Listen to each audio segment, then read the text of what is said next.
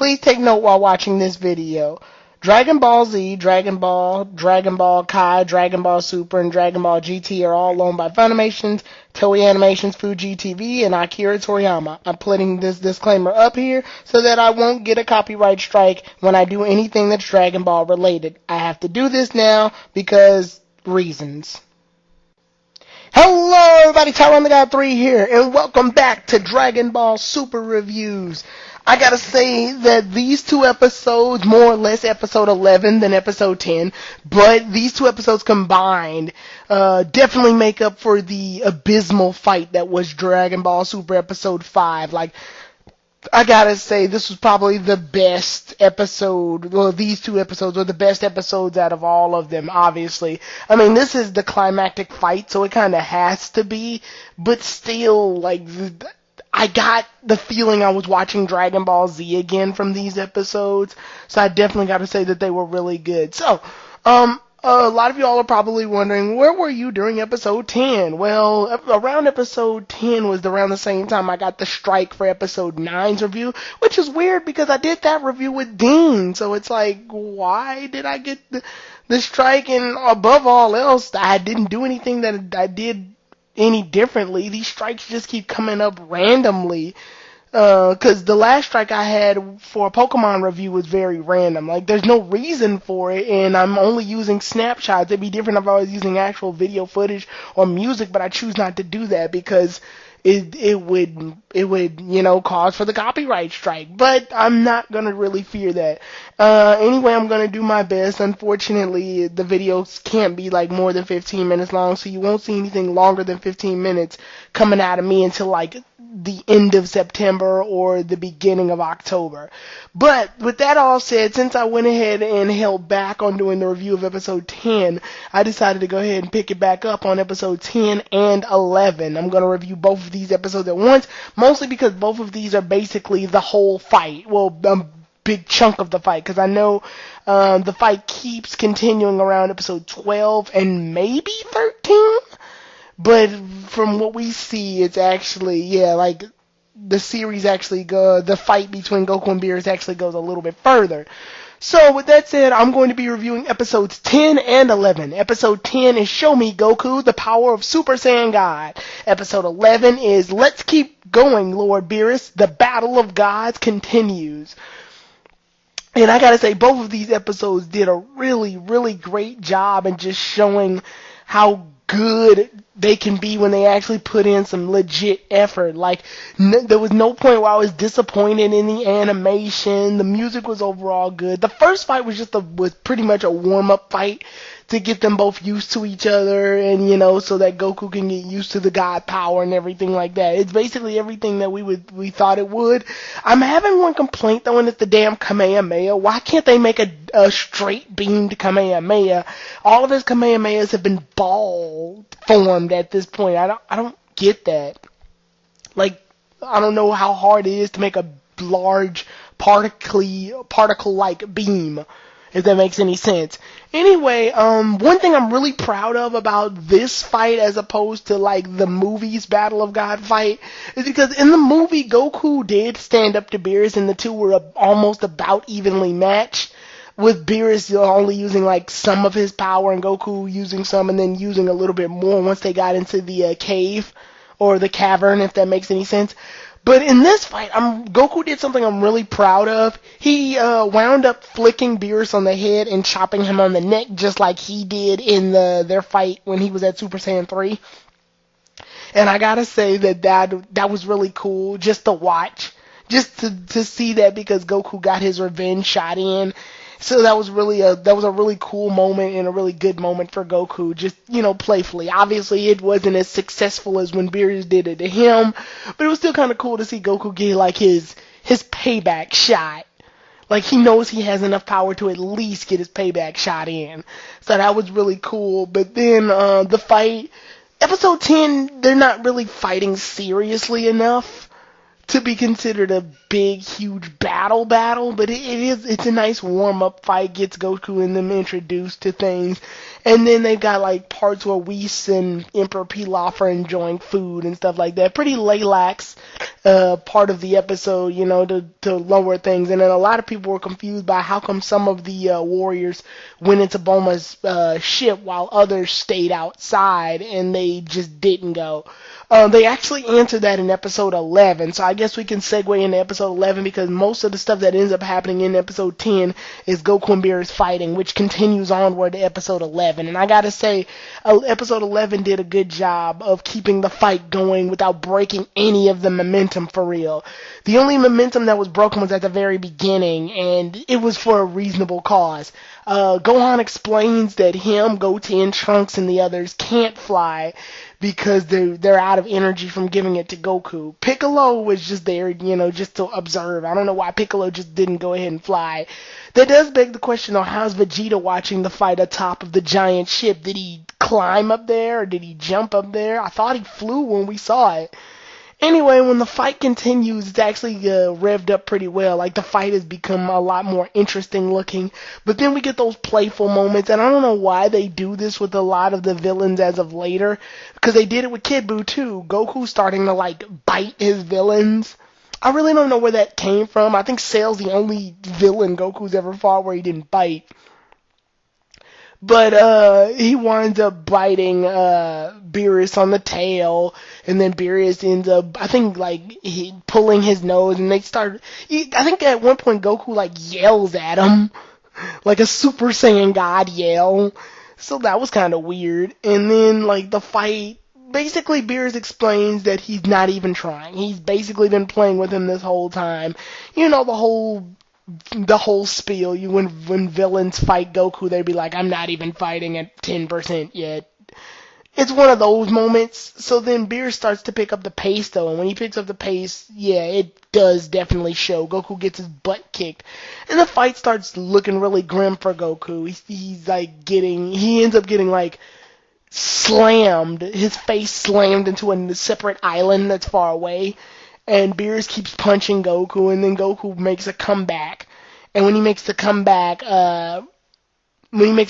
they end up fighting even more. And Beerus does this weird little thing where he, like, hits Goku with his head a bunch of times like he's hitting a volleyball or a soccer ball. And he knocks Goku all the way up into, like, the stratosphere.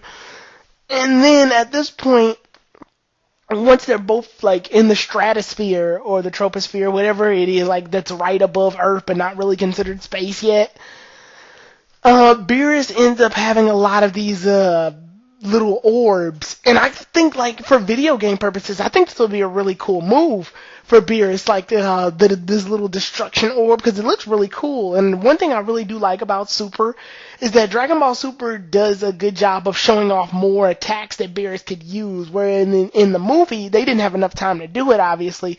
Beerus only really used, like, 2 attacks.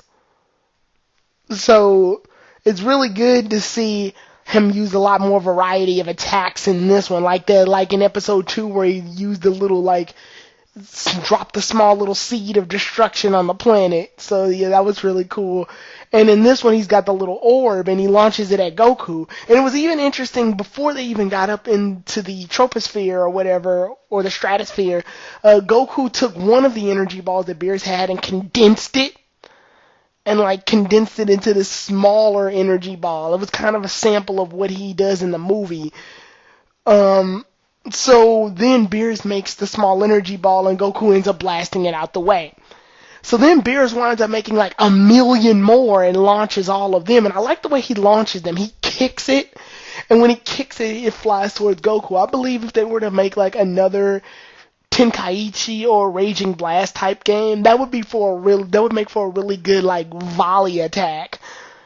Anyway, he launches all of those, and when he launches them, Goku blasts them all the way with with a triple take to Kamehameha, which I thought was really cool. And I love the song that plays when he's charging it up, the Kamehameha. It's a really epic, like, orchestraic song.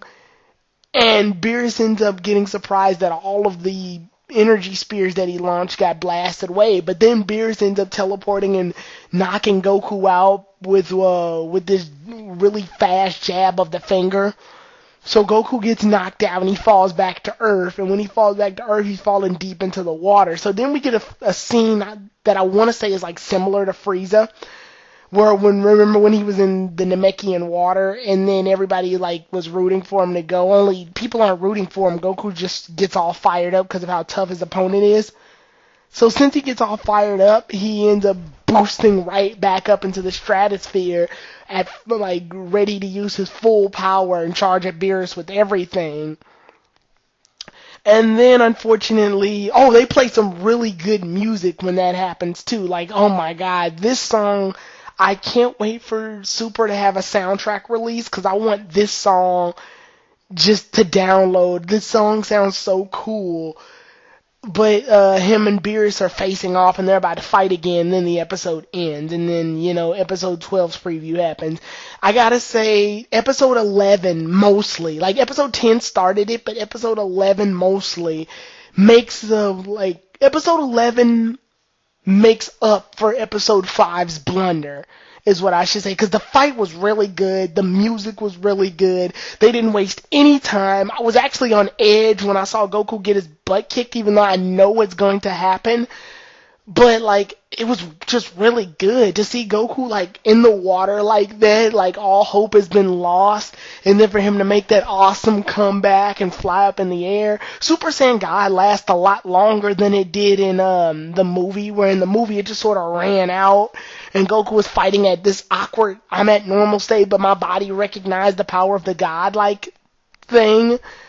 So it's really cool to see that Super Saiyan God has lasted a lot longer, and we got to see it a lot longer and be more used in this scenario than in the movie. So I gotta say, debatably, technique-wise, I'd say episode 11's fight with Goku versus Beerus is a lot more interesting than the movie's version. The movie version still had some pretty good choreography in terms of fighting, but this episode 11's fight just seemed more like action. Well, no, they're both action packages. This one seemed different, but different in a good way. This one had more of the explosive techniques. Well, we didn't really see much techniques come out of Goku or Beerus in the movie. So I gotta say, this one was definitely interesting in terms of technique-wise. And then, like I said, that music was, just 5 stars on the music. Everything was just looking cool. I even like when Vegeta did the smirk because he knew that Goku was making a comeback out of the water. So just everything about episode 11 was so good. I want to say it kind of makes up for episode 5. And even kind of makes up for the bull crap that we had to sit through in episodes 4 and 8. Those episodes that were just there to be there. And yeah, Dragon Ball Super has definitely become a very love or hate series. I can't say that it's on the level of GT where I hate it, but I can't say it's exactly like Z where I can love it with all of my heart. Super's definitely a love-hate deal, but episode 11 is a grand moment for Super because this is what I want to see when I watch Super. Not whatever the hell episode 5 was. Not the bull crap that was episode 3. Or, well, not episode 3. The long, unnecessary drug out stuff in episode 4. And, I want to see more of this. I know this is the climactic battle, so it's obviously going to be better, but I want to see this consistently. I want consistency. That's what makes for a good, series, is consistency. We can't have episode 11. We can't just have, episode 5's happen one day and then episode 11's happen another. That's too confusing. We need to have episodes that have the quality of 11 every time. But other than that, man, I just can't wait to see episode 12. Episode 12 is titled The Universe Crumbles, Clash, the God of Destruction versus Super Saiyan God. So the fight continues and literally the entire universe is falling apart due to their fight. So that's going to be pretty interesting to watch. So with that said, I'll see you all then, everybody. Tyrone the God 3, out.